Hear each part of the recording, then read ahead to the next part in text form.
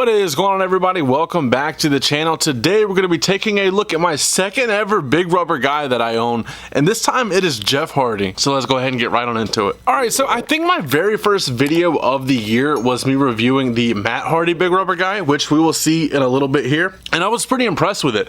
I was not around in 1984 or through 1989. I was not born yet, so I did not participate in the LJN collecting as a kid, and quite frankly, I don't really participate in it now.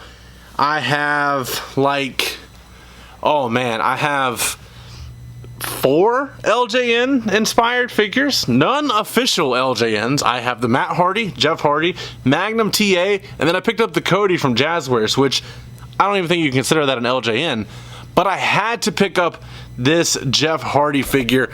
It is insane. The detail on it is good. So we're going to take a look at it here. We're going to do some size comparisons with the rest of the line, and I will show you guys my big rubber guy so far. So for this Jeff Hardy, he is obviously stuck in his finger guns pose, or hand gun, whatever you want to call that. It looks good. It looks fine. You can't really complain about that. The tattoos on the hands look good, because that's the only tattoos you're going to see on this Jeff Hardy figure, is the tips of the roots going down his right hand. And yeah, it's on the thumb too. Surprised to not see any fingernail polish, honestly, on Jeff Hardy. That was quite a shock for me, but we do see the sculpting of the pantyhose, which is fine. This attire that they chose is actually one of my favorite Jeff Hardy attires ever. The sleeves. We got a Mattel basic of it. Sadly, we did not get an elite, which is obviously my preferred form of collecting. I'd rather have an elite instead of a basic, but I digress. The face paint here is absolutely unreal. So far in the face alone, you have yellow, green, blue, purple, yellow, pink.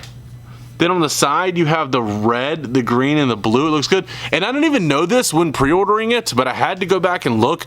But the neck is red. I never knew that the neck was painted red on this figure until I got it in hand. Then we do have the quarter zip shirt for Jeff Hardy.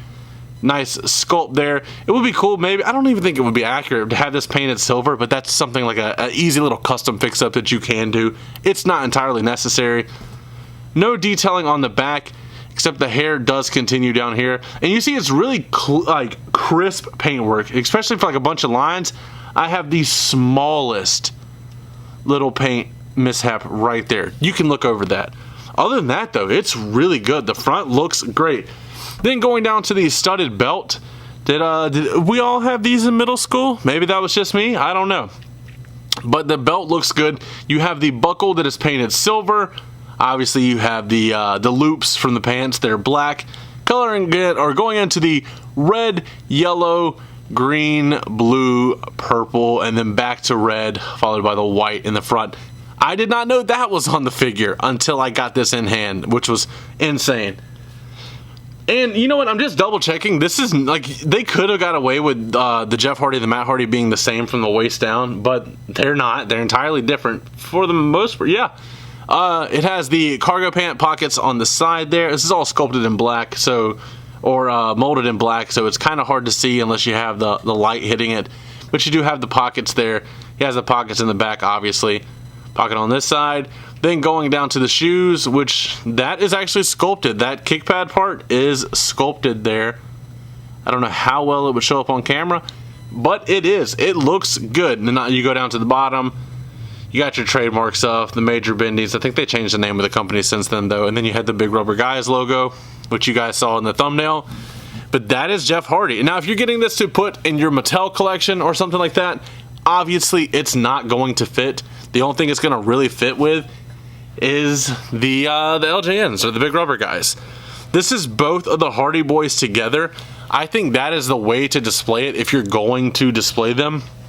I will show you guys what I'm actually doing with mine at the end of this video, because it's a small, modest LJN collection, and I picked up the Matt and Brian that are coming out, but like I said, they're not out yet, and I might get the Danhausen when it ever drops. But other than that, I don't need the retro guys really. I just got Magnum TA because I like his look. But that looks good. And as you see, though, the lower legs are not the same. Matt has the little flap up here that's sculpted. You can feel the zipper there. Then he has the bar around the back, different pockets. The pockets are here are even, the back pockets and the side pockets are different. And yeah, like this is molded more than this is. This is a lot more subtle. And then the belt obviously being the difference with this being a studded belt, this just being a plain belt. So no reuse on here at all, which is very, very admirable, honestly. I will give them credit there. But if you're going to compare Jeff Hardy to other figures in the line, let's go ahead and, or not in the line, let's go ahead and see what he looks like next to his latest release, and that's a Jazzwares figure. You see the height difference, but you see the pose. That's an iconic pose. That's how I have Jeff posing on my shelf. I think it looks good. Still like this attire so much more. And then here he is with the latest matte release, or a combination of the last two matte releases. I think it's the shirt from the mainline release and then the pants from the Amazon exclusive. That looks fine and dandy. Then if you want to see how they scale with your Major Wrestling Figure Podcast Super 7s, there's Brian Myers, followed by my, where did the accessory go? Off to the side here. My Matt Cardona with a Forbidden Figurines title and the crown from one of his Bendy figures. But you see the LJN is obviously, it's a different scale to begin with, but it is obviously way bigger than your other figures. I've actually had to adjust the shelves on my display cabinet because the LJNs were taller than I anticipated, because I am new to this. So that is my own personal issues. But other than that, I think they look really good. I would recommend it to anybody, especially there's a lot of Hardy fans out there. So I know people are going to want to pick it up based off that alone. But if you're going to pick up one, you got to pick up the other one. These are not in stock. These are made to order, with like obviously them ordering just a few for them to sell themselves. But other than that, like it's a great figure. It really does look good, and I'm worried because I like these figures more than I thought I would.